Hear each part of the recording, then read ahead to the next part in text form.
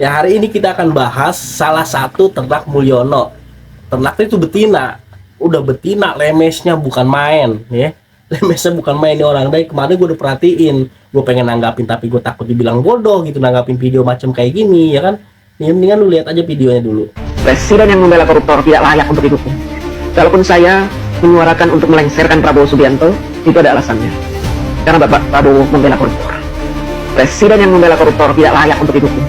Tidak layak untuk memimpin NKRI. Pak Prabowo katanya mau melawan korupsi sampai ke Antartika. Mana? Baru sampai Tom Lembong sudah ciut.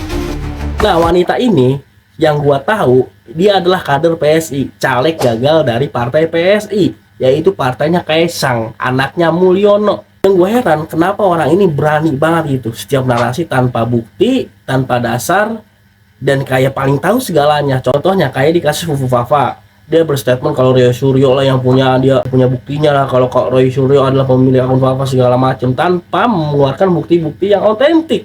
Dan dalam sebuah podcast, ibu ini juga bilang kalau dia tuh mantan HTI, mantan FPI, HTI dibiayai asing, FPI dibiayai asing. Emang jelas FPI itu tidak pernah menolak aliran dana dari manapun. Cuman visi misinya jelas untuk memberantas kemungkaran. Nah, ini dia bilang kalau HTFPI itu disusupi oleh asing tanpa landasan dan bukti yang jelas. Saya ini pengikut awal-awal mula HTI berdiri, HTI, FPI, PKS itu saya awal-awal mula saya yang ngelola asing. Asing itu sebenarnya menjajah kita itu. Selama kepemimpinan Bapak Soeharto, Bapak. Dan yang kita tahu selama ini HTI dan FPI itu nggak pernah korupsi uang negara, nggak pernah merugikan negara. Kok bisa statement propaganda kayak gitu dinarasikan tanpa ada bukti dan fakta? Kan kalau kayak gini lucu kitanya. Dan wanita ini juga memfitnah Pak Anies Baswedan dalam gerakan bendera One Piece. Seakan-akan tuh kalau Pak Anies Baswedan lah yang menggerakkan bendera One Piece untuk memecah belah bangsa. Dan dia membantah kalau Gibran tidak pernah memakai pin One Piece. Seakan-akan masyarakat itu menjudutkan dan memfitnah Mas Gibran, padahal jelas di debat cawapres itu Gibran memakai pin One Piece, tapi dia membantah hal itu. Coba bayangin. Ketika muncul bendera One Piece yang dituduh Mas Gibran, kalian buat berita-berita hoax seolah-olah Mas Gibran menggunakan pin One Piece. Padahal foto aslinya seperti ini.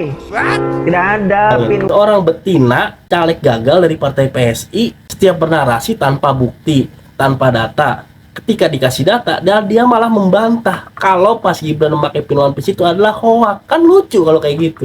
Nggak habis pikir, wanita ini menyuruhkan untuk melengsarkan Pak Prabowo. Agar apa? Agar Pak Prabowo bisa digantikan oleh Mas Gibran. Ya Allah, ini wanita ya, Bu. Ibu tuh dari muka aja udah ketahuan antagonis, Bu. Cuman ketolong sama hijab aja gitu, Bu. Jadi kelihatan alim. Bisa-bisanya ibu mau melengsarkan Pak Prabowo. Dengan statement ibu ini yang berlatar belakangi partai ibu itu udah membuktikan kalau selama ini yang menginginkan Pak Prabowo lengser itu bukan anak Abah, bukan PDI, tapi ternak-ternak Mulyono. Biar apa? Biar Pak Prabowo bisa digantikan oleh Mas Gibran. Aduh, Bu, tobat, Bu, tobat, mendingan asli tobat. Enggak, gue bingung lagi gitu, ada orang bego sepede ini gitu bernarasi.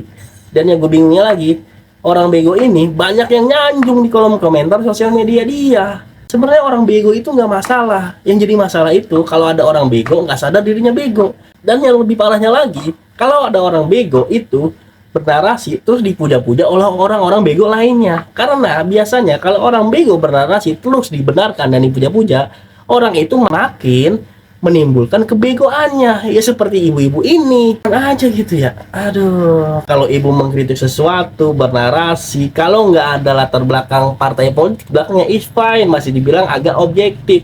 Ini udah jelas-jelas kader PSI, caleg gagal, sok-sok kritik pemerintah, mau menggelingkan pemerintah. Ya udah pasti itu ada muatan politisnya. Aduh, Bu, bego banget asli.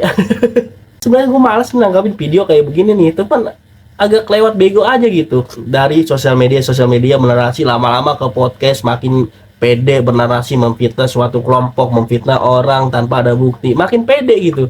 Bukan makin malu, makin pede. Masyarakat makin bego karena menonton video-video dia, video propaganda.